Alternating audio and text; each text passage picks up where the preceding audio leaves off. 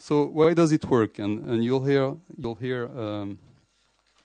a lot later from especially Scott Page about the role of diversity, and I want to salute his book here, fantastic book.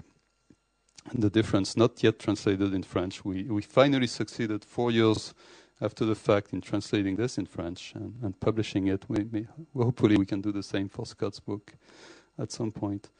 But the idea of diversity is one component of why prediction markets work. So everybody has, everybody contributes biased knowledge. So knowledge plus bias. The knowledge will add up, and the biases will basically cancel each other if you have enough people, enough diversity, right?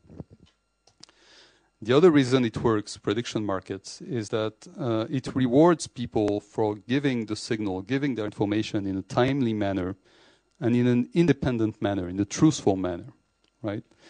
When you answer a poll, there's no incentive for you to say the truth. And in fact, that's been a big problem in assessing people's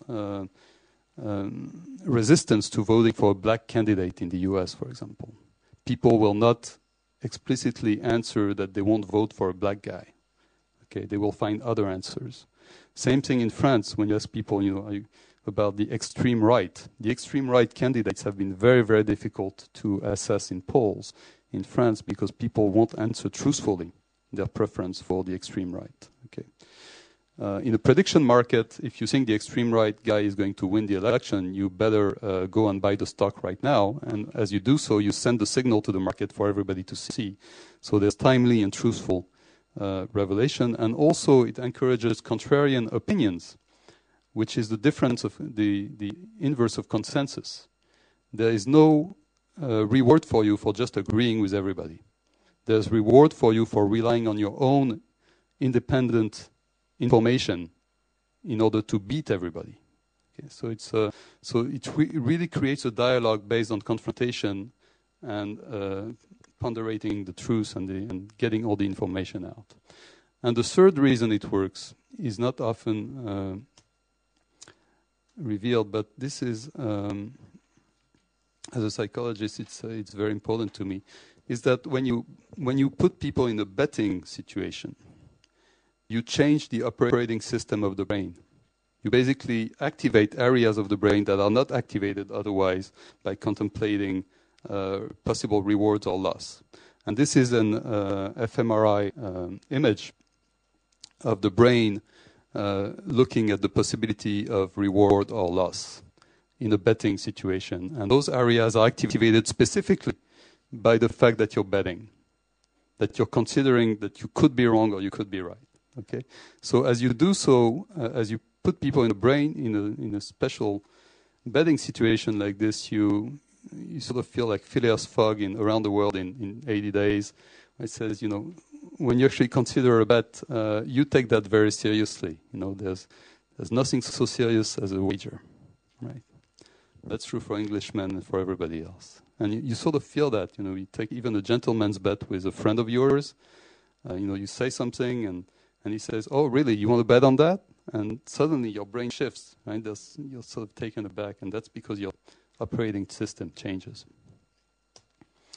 So prediction markets have been recognized now heavily by the press. As I said, there's not a week that goes by now without at least 10 or 15 articles about prediction markets in all kinds of context in the US. Okay, in Europe, it's still very sluggish. People are not so aware of these things, but as you can see, this is the cream of the cream of the international media.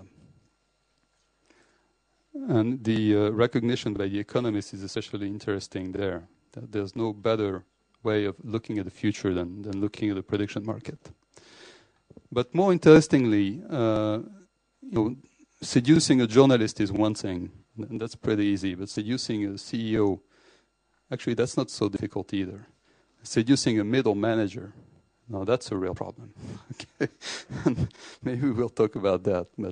But interesting, as you can see through the years, I mean, there's increasing acceptance. I wouldn't say incredible acceptance, but increasing acceptance by leading firms, the best of the best, to try these things to see how they can be applied within their organizations to basically let information flow in a more fluid manner within companies, and to make and to seek the truth in a different way. The main business applications are the following. There's basically four. You can forecast KPI, key performance indicators like sales. This is a very popular thing. The other thing is selecting new ideas. Here are 200 possible ideas for improving customer experience, for example. Which are the ones that are going to be successful? So you let people bet on those different products, and very quickly you get a ranking of which are collectively estimated to be the good ones. You can also monitor project delivery. This would have been very useful for Airbus and Boeing, for example, right? Who are experiencing incredible delays. Why? Not because the people at the top are stupid, or because they are not good managers, but because the information doesn't flow from the factory floor to the CEO. There's just too much loss of information throughout. Too many middle managers in between that have no interest in reporting what's actually going on. Okay. And finally, measuring risk, which is, in a globalized world, business has to operate in a very risky environment, in a regulatory ways, for example. So which kind of laws are going to pass that are going to affect our business? What kind of trends are going to completely upstage our business models, or whatever? These are very interesting things to look at. So these prediction markets are actually being used as what we call decision markets. Ways of making better decisions, better informed decisions within those firms. Here's an example of a happy customer, and they don't all look so funny, but this is actually a very serious guy. This is the VP of emerging technologies at Intercontinental Hotels, which is the biggest hotel chain in the world. And so they use prediction markets to figure out new ways of and cheaper ways and faster ways and better ways to improve customer experience. Okay, and here's this testimonial. As you can see, he thinks it's much better than just running a poll or hiring Boston Consulting Group to do the same thing, and it's much cheaper too. So takeaways: prediction markets aggregate the insights of many. It's actually their great value is this. It's a fantastic way to aggregate a diverse set of opinions. Prediction markets beat the alternatives, opinion polls, individual experts, official forecasts, and prediction markets are really starting to be used by decision makers within firms and within governments too. For example, some branches of the U.S. Army, some local state governments in the U.S. are using this to make forecasts and take decisions. That's it.